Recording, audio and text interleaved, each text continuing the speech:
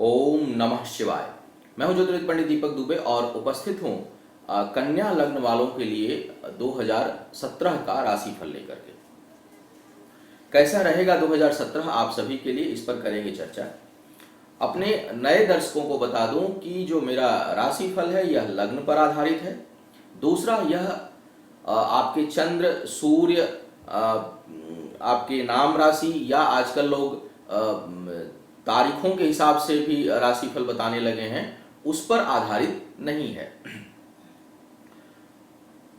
दूसरी बात यह कहना चाहूँगा कि यह राशिफल बहुत सामान्य आधार पर होता है। आपको चाहिए कि कोई विशेष परिस्थिति में आप अपनी कुंडली का विश्लेषण करा करके ही किसी निष्कर्ष पर पहुंचें। राशिफल में हम लोग मोटी मोटी चीजें एक मतलब सारांश जैसा बताते हैं, बड़े ग्रहों की स्थितियों को केवल देख करके। विशेष करके 4 ग्रह बृहस्पति, केतु, राहु और शनि, क्योंकि यह लंबे समय तक इस स्थान पर रहते हैं और इनका प्रभाव भी दीर्घकालिक होता है। बाकी जो ग्रह हैं वह बहुत जल्दी अपना राशि परिवर्तन करते रहते हैं।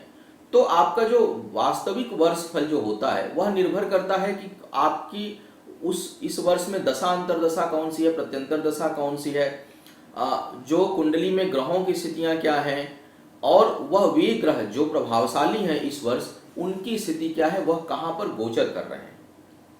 इसलिए राशिफल बेहद सामान्य हो जाता है। एक मोटा मोटी अंदाजा लगाया जा सकता है इससे कि यह वर्ष कैसा रहने वाला है। दूसरी बात, कई बार लोगों का रहता है कि ज्योतिष में हम जान जाएंगे तो भाग्य बदल जाएगा। क्या? नहीं, ज्योतिष से भाग्य नहीं बदलता, लेकिन ज्योतिष हमको कर्म पथ बताता है।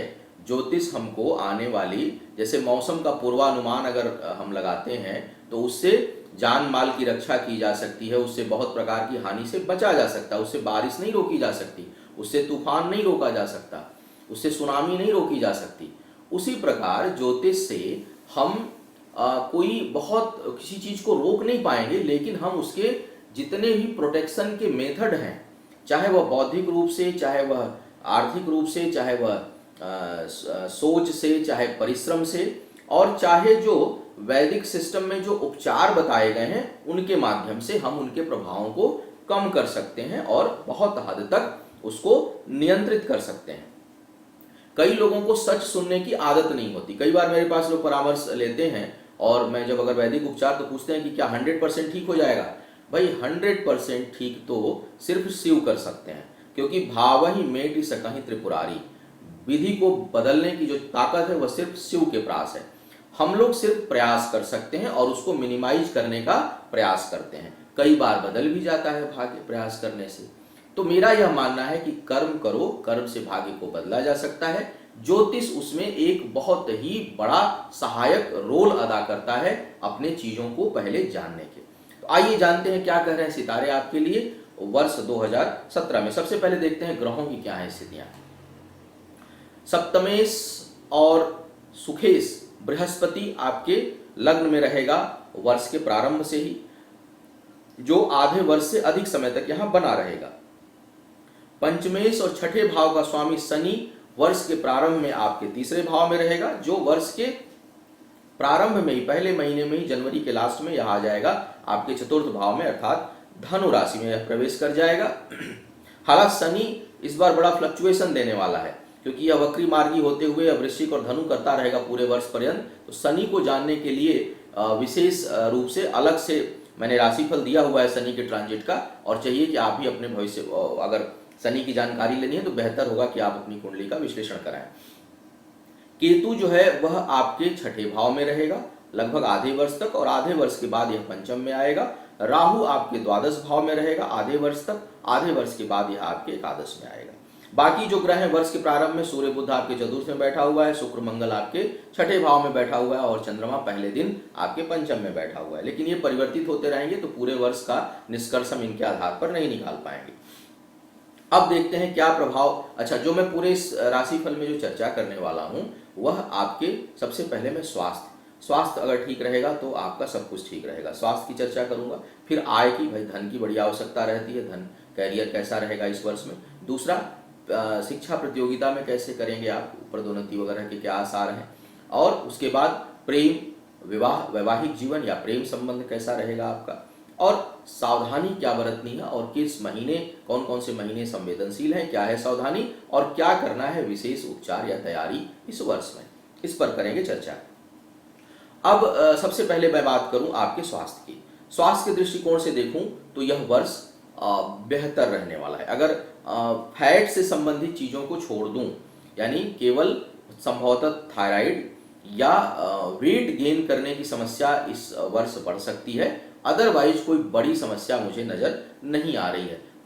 यह या एक चीज़ और हो सकता है, शायद जो लोग शुगर के पेशेंट हैं, ब्लड शुगर के, उनके लिए भी कुछ समस्या उत्पन्न यह वर्ष कर सकता है। अन्यथा लगभग यह वर्ष आपके लिए स्वास्थ्य के मामले में बेहतर परिणाम देने वाला है। दूसरा, अगर मैं बात करूं तो मन उत्साहित रहेगा और संतुलित रहेगा।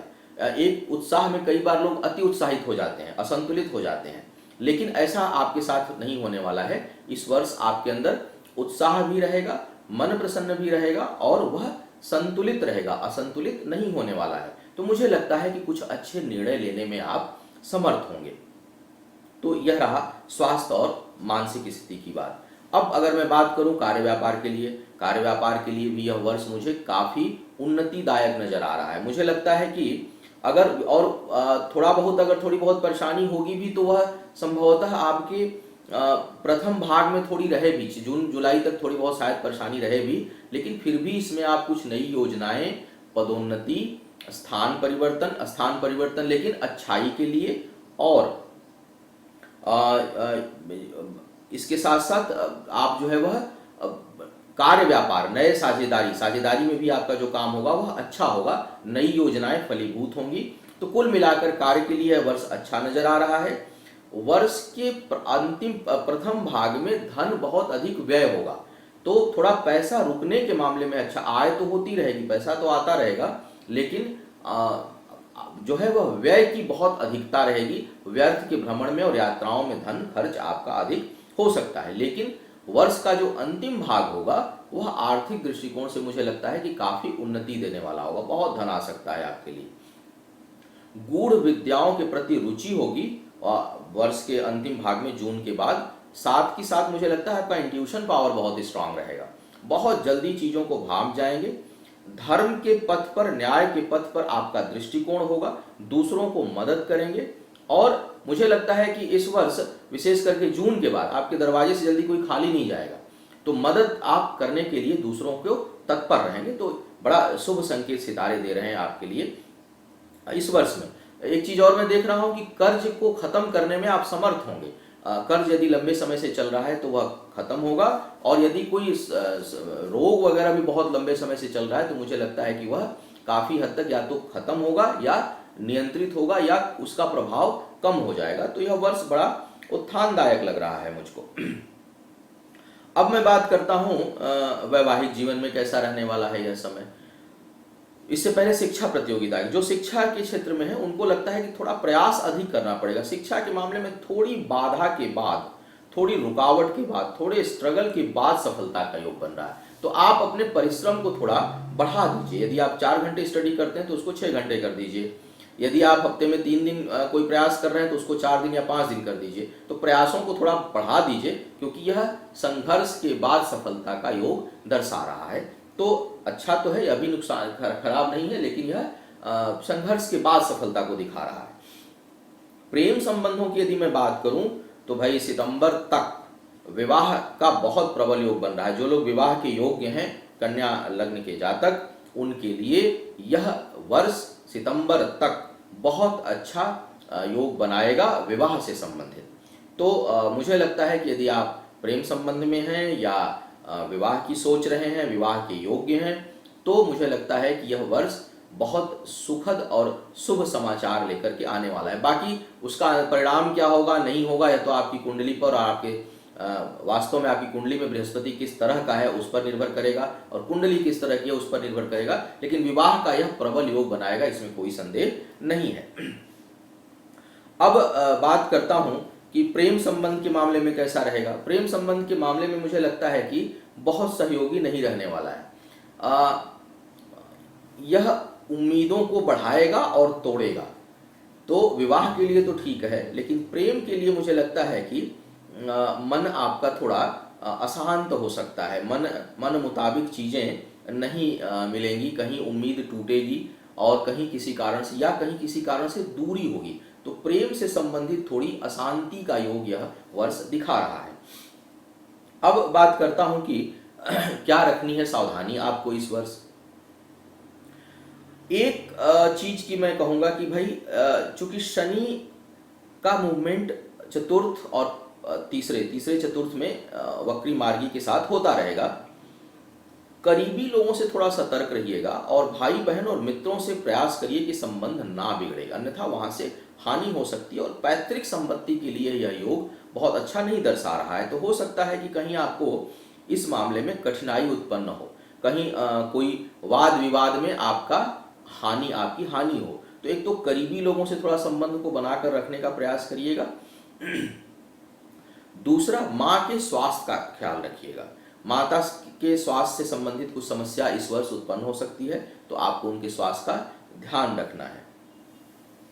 तीसरी बात यह मैं देख रहा हूं कि कहीं जो है वह प्रॉपर्टी में निवेश करने के लिए यह वर्ष बहुत अच्छा नहीं रहेगा। तो थोड़ा अगर कहीं भूमि भवन में लाभ के उद्देश्य से निवेश, रहने के लिए अगर ले रहे हैं, उसको उपयोग के लिए ले रहे हैं, तब तो ठीक है। लेकिन अगर उससे आप निवेश करके धन कमाना चाहते हैं तो यह उतना अच्छा परिणाम नहीं देगा, बल्कि हानि होने का योग बनेगा आपके लिए।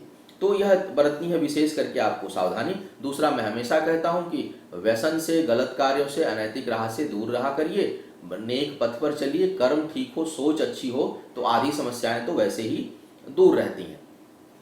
अब बात करूंगा कि भाई सावधानी किस महीने में बहुत अधिक बरतनी है। तो जो सावधानी का महीना है वह मुझे लगता है कि घर में चोरी होने का खतरा बनेगा या बिजली के उपकरणों से कुछ हानि होने का योग बनेगा। तो एक तो अपने जो नौकर चाकर हैं जिनको आप रखे हुए हैं, जरा उनके ऊपर नजरें अच्छी रखें और घर में सुरक्षा का समुचित प्रबंध करें, क्योंकि घर में कोई सामान चोरी हो सकता है, बहुमूल्य चीज की चोरी होने का योग बन रहा है। और अपने जो कर्मचारी हैं, मैं ये नहीं कहता उन्हें प्रताड़ित करें, क्योंकि वह उनसे बहुत अधिकांश उसमें बहुत सहयोगी होते हैं, लेकिन नज़र जरूर रखें, क्योंकि अति विश्वास कहीं भी हानि पहुंचा देता है। तो अति विश्वास से आप बचें और उन पर थोड़ा नज़र रखें और अपने सामान की सुरक्षा इस वर्ष आप जरूर करें। संवेदनशील महीने जो हैं जिनमें आपको थोड़ा ध्यान रखना है, वह मैं देख रहा हूं कि एक तो करीब करीब यह मार्च अप्रैल का महीना बहुत अच्छा नजर नहीं आ रहा है मुझको। दूसरा, सितंबर का महीना भी बहुत जो है वह उत्थान परक नहीं है। तो सितंबर और मार्च अप्रैल इन महीनों में आप थोड़ी सावधानी रखिएगा। अब बात करता हूं उपचार की। उपचार देखिए, वैसे तो मुझे लग रहा है कि कोई अगर कष्ट नहीं है इसको देख करके, बाकी तो भाई वास्तव में क्या आपकी दशा चल रही है, अंतरदशा चल रही है, क्या प्रभाव है उससे संबंधित देखना पड़ेगा। लेकिन उपचार के मामले में कोई बहुत बड़ा उपचार मुझे समझ में नहीं आ रहा है, सिवाय इसके कि यदि केतु की दशा चल रही हो या और केतु और शनि के दशा का प्रभाव हो, विशेष करके केतु में शनि या शनि में केतु हो, तो या केतु किसी की दशा में चल रहा हो, तो थोड़ी केतु संबंधी दान करिए और भगवान गणेश की उपासना किया करिए। उससे जो है केतु का प्रभाव कम होता है। और बहुत अधिक यदि प्रभाव हो तो चाहिए आपको कि आप केतु की वैदिक शांति करा लें, इससे आपको लाभ मिलेगा। अब यह था राशिफल आप सभी के लिए 2017 का कन्या वालों के लिए। उम्मीद है आपको मार्गदर्शन मिलेगा और आप अपने आने वाले समय को बेहतर बना पाएंगे। सिर्फ इतना आपको कहना चाहूंगा, एक दुर्गा सप्त श्लोकी का जो है श्लोक है कि रोगा न शेषा न पहंसि तुष्टा रुष्टा तु कामान सकलान अभिष्टान त्वमाश्रितानां न विपन्नराणां त्वमाश्रितां ह्याश्रयता प्रयान्ति सर्व बाधा प्रशमनम त्रैलोक्यश्वखिलेश्वरी एवमेव त्वया देवी सर्ववैरिः विनाशनम। तो आपको रोग ना हो, कष्ट ना हो, माँ भगवती के आश्रय में आप रहें, माँ भगवती और शिव का आशीर्वाद आपको रहे।